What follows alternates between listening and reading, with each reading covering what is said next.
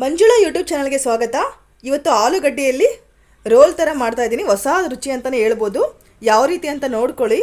ಇದು ತುಂಬಾ ಚೆನ್ನಾಗಿರುತ್ತೆ. ಸಂಜೆ ಸ್ನ್ಯಾಕ್ಸ್ ಕೂಡ ಮಾಡ್ಬೋದು. ಮಕ್ಕಳಿಗೂ ಎಲ್ರಿಗೂ ಇಷ್ಟ ಆಗುತ್ತೆ ಇದು. ನಾನು ಇದಕ್ಕೆ ಏನೇನು ಬೇಕು ಅಂತ ಸಾಮಗ್ರಿಗಳನ್ನ ಹೇಳ್ತೀನಿ, ನೋಟ್ ಮಾಡ್ಕೊಳ್ಳಿ. ಕರಿಯಲು ಎಣ್ಣೆ ತೊಗೊಂಡಿದ್ದೀನಿ 250 ml. ಇದು ಸ್ವಲ್ಪ ಒಂದು ಬಟ್ಲದಷ್ಟು ಗೋಧಿ ಹಿಟ್ಟು ತೊಗೊಂಡಿದ್ದೀನಿ. ಒಂದು ಅರ್ಧ ಬಟ್ಲದಷ್ಟು ಕೊತ್ತಂಬರಿನ ಸಣ್ಣಗೆ ವಾಶ್ ಮಾಡಿಬಿಟ್ಟು ಹೆಚ್ಕೊಂಡಿದ್ದೀನಿ. ಇದು ಅರ್ಧ ಬಟ್ಲದಷ್ಟು ಕಾರ್ನ್ಫ್ಲೋರ್ ಹಿಟ್ಟು ತೊಗೊಂಡಿದ್ದೀನಿ. ರುಚಿಗೆ ತಕ್ಕಷ್ಟು ಉಪ್ಪು ತೊಗೊಂಡಿದ್ದೀನಿ. 1 ಟೀ ಚಮಚದಷ್ಟು ಚಾಟ್ ಮಸಾಲ ತೊಗೊಂಡಿದ್ದೀನಿ. 1 ಚಮಚದಷ್ಟು ತುಪ್ಪ ತೊಗೊಂಡಿದ್ದೀನಿ. 2 ಚಮಚದಷ್ಟು ಖಾರ ಪುಡಿ ತೊಗೊಂಡಿದ್ದೀನಿ. ಈ ಆಲೂಗಡ್ಡೆನ ನಾನು ಮುಕ್ಕಾಲು ಭಾಗ ಬೇಯಿಸ್ಬಿಟ್ಟು ಸಿಪ್ಪೆ ಎಲ್ಲ ತೆಗೆದು ರೆಡಿ ಇಟ್ಕೊಂಡಿದ್ದೀನಿ. ಇದನ್ನು ನಾನೀಗ ತುರಿಬೇಕು. ಯಾವ ರೀತಿ ಅಂತ ಹೇಳ್ತೀನಿ. ಇದನ್ನು ಆಲ್ರೆಡಿ ನಾನು ಮುಕ್ಕಾಲು ಭಾಗ ಬೇಯಿಸ್ಕೊಂಡ್ಬಿಟ್ಟು ಸಿಪ್ಪೆ ತೆಗೆದು ರೆಡಿ ಇಟ್ಟಿದ್ದೀನಿ. ನೀವು ಬೇಯಿಸ್ಕೊಳ್ಳಿ ಮೊದಲಿಗೆ. ಈಗ ಯಾವ ರೀತಿ ಮಾಡೋದು ಅಂತ ಹೇಳ್ತೀನಿ. ಆಲೂಗಡ್ಡೆನ ಈ ಬೇಯಿಸಿರ್ತಕ್ಕಂಥ ಆಲೂಗಡ್ಡೆನ ನಾನೀಗ ತುರ್ಕೊತೀನಿ. ಈ ರೀತಿ ಆಲೂಗಡ್ಡೆನ ಎಳೆಯಾಗಿ ತುರ್ಕೋಬೇಕು. ಆಲೂಗಡ್ಡೆ ತುರ್ಕೊಂಡಾದ್ಮೇಲೆ ಸ್ವಲ್ಪ ಕೈಯಿಂದ ಸ್ಮ್ಯಾಶ್ ಮಾಡ್ಕೊಳ್ಳಿ. ಇದಕ್ಕೆ ಕೊತ್ತಂಬರಿನ ಸಣ್ಣಗೆ ಹೆಚ್ಕೊಂಡಿದ್ದೀನಲ್ಲ ಅದನ್ನು ಕೂಡ ಹಾಕ್ತಾಯಿದ್ದೀನಿ. ಮತ್ತು ರುಚಿಗೆ ತಕ್ಕಷ್ಟು ಉಪ್ಪು ಹಾಕ್ತಾಯಿದ್ದೀನಿ. ಇದು ಆಲೂಗಡ್ಡೆಗೆ ಎಷ್ಟು ಬೇಕೋ ಅಷ್ಟು. 1 ಸ್ಪೂನಷ್ಟು ಚಾಟ್ ಮಸಾಲ ಹಾಕ್ಕೊತಾ ಇದ್ದೀನಿ. ಸ್ಪೂನಷ್ಟು ಖಾರ ಪುಡಿ ಹಾಕ್ಕೊತಾ ಇದ್ದೀನಿ. ಈಗೆಲ್ಲ ಚೆನ್ನಾಗಿ ಕಲಿಸ್ಬೇಕು. ಇದನ್ನು ಚೆನ್ನಾಗಿ ಮಿಶ್ರಣ ಮಾಡ್ಕೋಬೇಕೀಗ.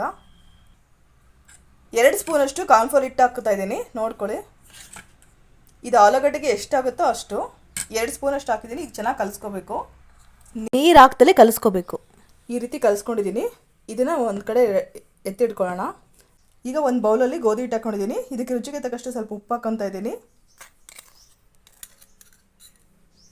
ಮತ್ತು 1 ಸ್ಪೂನಷ್ಟು ತುಪ್ಪ ಹಾಕ್ಕೊತಾ ಇದ್ದೀನಿ. 1 ಸ್ಪೂನಷ್ಟು ತುಪ್ಪ ಹಾಕ್ಕೊತಾ ಇದ್ದೀನಿ. ಸ್ವಲ್ಪ ನೀರು ಹಾಕ್ಕೊಂಡ್ಬಿಟ್ಟು ಚಪಾತಿ ಹಿಟ್ಟಿನ ಅದಕ್ಕೆ ಕಲಿಸ್ಕೋಬೇಕು. ಈ ಹಿಟ್ಟಿಗೆ ತಕ್ಕಂತೆ ನೀರು ಹಾಕ್ಕೊಂಡು ಚಪಾತಿ ಹಿಟ್ಟು ಥರ ನಾದ್ತಾ ಇದ್ದೀನಿ. ಸಾಕು ಇಷ್ಟು ನೀರಾದರೆ. ಈ ಚಪಾತಿ ಹಿಟ್ಟು ಕಲಿಸಿದೆ. 2 ನಿಮಿಷ ನೆಂದಿದೆ. ಈಗ ಚಪಾತಿ ಮಾಡ್ಕೊಳ್ಳೋಣ ದಪ್ಪನಾಗಿ. ಮೊದಲಿಗೆ ಈ ರೀತಿ ಒಂದು ಚಪಾತಿ ಮಾಡ್ಕೊಂಡಿದ್ದೀನಿ. ಮಧ್ಯದಲ್ಲಿ ಒಂದು ಟೀ ಕುಡಿಯೋದು ಕಪ್ಪಿಟ್ಬಿಟ್ಟು ಈಗ ಸುತ್ತರದು ಪೇಸ್ಟ್ ಹಚ್ತೀನಿ. ರೆಡಿ ಮಾಡ್ಕೊಂಡಿರೋ ಪೇಸ್ಟು ಇದನ್ನು ಹಚ್ತೀನಿ. ನೋಡ್ಕೊಳ್ಳಿ. ಈ ರೀತಿ ಪೇಸ್ಟನ್ನು ಈ ರೀತಿ ಒಂದು ಅಳತೆಯಲ್ಲಿ ಹಚ್ಕೊತ ಹೋಗಿ. ಈಗ ಸುತ್ತರದು ಪೇಸ್ಟ್ ಹಚ್ಕೊಂಡಿದ್ದೀನಿ. ಈಗ ಕಪ್ ತೆಗಿತಾ ಇದ್ದೀನಿ. ಯಾವ ರೀತಿ ಕಟ್ ಮಾಡೋದಂತ ಹೇಳ್ತೀನಿ, ನೋಡ್ಕೊಳ್ಳಿ.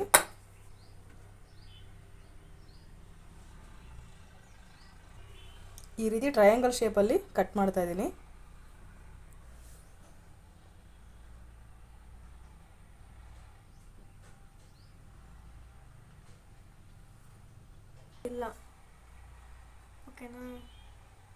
ಈ ರೀತಿ ರೋಲ್ ಮಾಡ್ಕೋಬೇಕು. ನೋಡ್ಕೊಳ್ಳಿ. ಇದು ತುಂಬ ಚೆನ್ನಾಗಿರುತ್ತೆ. ಚಿಕ್ಕ ಮಕ್ಕಳಿಗಂತೂ ತುಂಬ ಇಷ್ಟ ಆಗುತ್ತೆ ಇದು.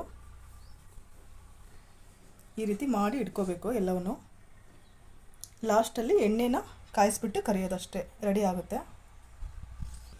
ಈ ರೀತಿ ವೈಟ್ ಇರುತ್ತಲ್ಲ, ಮಧ್ಯೆ ಲೋಟ ಇಟ್ಟಿರ್ತೀವಲ್ಲ, ಅಲ್ಲಿ ನಾವು ಗಮ್ ಪೇಸ್ಟಿನ ಈ ರೀತಿ ಹಚ್ಕೋಬೇಕು. ಹಿಟ್ಟಿಗೆ ಸ್ವಲ್ಪ ನೀರು ಹಾಕ್ಬಿಟ್ಟು ಗಮ್ ಥರ ಮಾಡಿಕೊಂಡು ಈ ರೀತಿ ಎಡ್ಜಿಗೆ ಹಚ್ಕೊಂಡ್ಬಿಟ್ಟು ಪ್ರೆಸ್ ಮಾಡಿದರೆ ಅದು ಅಂಟಿರುತ್ತೆ.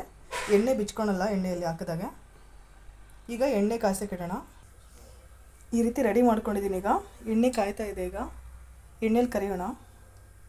ಈ ಸ್ನ್ಯಾಕ್ಸ್ ತುಂಬ ಚೆನ್ನಾಗಿರುತ್ತೆ. ಸಂಜೆ ಟೈಮಲ್ಲಿ ಮಾಡ್ಕೊಳ್ಳಿ. ಸಾಸ್ ಜೊತೆ, ಟೊಮೊಟೊ ಸಾಸ್ ಜೊತೆ ತುಂಬ ಚೆನ್ನಾಗಿರುತ್ತೆ ಟೇಸ್ಟು. ಎಣ್ಣೆ ಕಾದಿದೆ. ಈಗ ಕರಿತಾ ಇದ್ದೀನಿ. ಒಂದೊಂದಾಗೆ ಹಾಕ್ತಾಯಿದ್ದೀನಿ. ಸುಮಾರು ಒಂದು 6 ರಿಂದ 7 ಬಾಣಲೆಯಲ್ಲಿ ಎಷ್ಟು ಹಿಡಿಸುತ್ತೋ ಅಷ್ಟು ಹಾಕೋಬಿಟ್ಟು ಚೆನ್ನಾಗಿ 2 ಕಡೆನೂ ಫ್ರೈ ಮಾಡಬೇಕು. ಈ ಟೇಸ್ಟ್ ಚೆನ್ನಾಗಿರುತ್ತೆ. ನೀವು ಕೂಡ ಮಾಡ್ಕೊಳ್ಳಿ. ಇದು ಆಲೂಗಡ್ಡೆಯಿಂದ ಮಾಡ್ತಾ ಇರೋದು ರೋಲು. 2 ಕಡೆನೂ ಚೆನ್ನಾಗಿ ಬೇಯಿಸ್ಕೊಳ್ಳಿ. ಇದೇನು ಬಿಚ್ಚೋದಿಲ್ಲ, ಚೆನ್ನಾಗಿರುತ್ತೆ ಇದು. ಈ ರೀತಿ ಕ್ರಿಸ್ಪಿಯಾಗಿ ಕರೆದ ಮೇಲೆ ತಕ್ಕಂತ ಇದ್ದೀನಿ. ತುಂಬ ಚೆನ್ನಾಗಿ ಬಂದಿದೆ ಸ್ನ್ಯಾಕ್ಸ್ ಇದು, ಗರಿ ಗರಿಯಾಗಿ. ಈಗ ಇದನ್ನು ಸರ್ವ್ ಮಾಡೋಣ ಸಾಸ್ ಜೊತೆಗೆ. ತುಂಬ ಚೆನ್ನಾಗಿ ಬಂದಿದೆ ಇದು. ಆಲೂಗಡ್ಡೆಯಿಂದ ಮಾಡಿರ್ತಕ್ಕಂಥ ರೆಸಿಪಿ ಇದು, ಹೊಸ ರೆಸಿಪಿ. ಇದನ್ನು ಸಾಸ್ ಜೊತೆಗೆ ತಿಂದರೆ ಟೇಸ್ಟ್ ತುಂಬ ಚೆನ್ನಾಗಿರುತ್ತೆ. ನನ್ನ ಚಾನಲ್ ಸಬ್ಸ್ಕ್ರೈಬ್ ಮಾಡ್ಕೊಳ್ಳಿ. ಇದೇ ಥರ ಹೊಸ ರೆಸಿಪಿಯೊಂದಿಗೆ ಮತ್ತೆ ಬರ್ತೀನಿ. ಈ ವಿಡಿಯೋ ನೋಡಿರ್ತಕ್ಕಂಥ ಎಲ್ರಿಗೂ ಧನ್ಯವಾದಗಳು.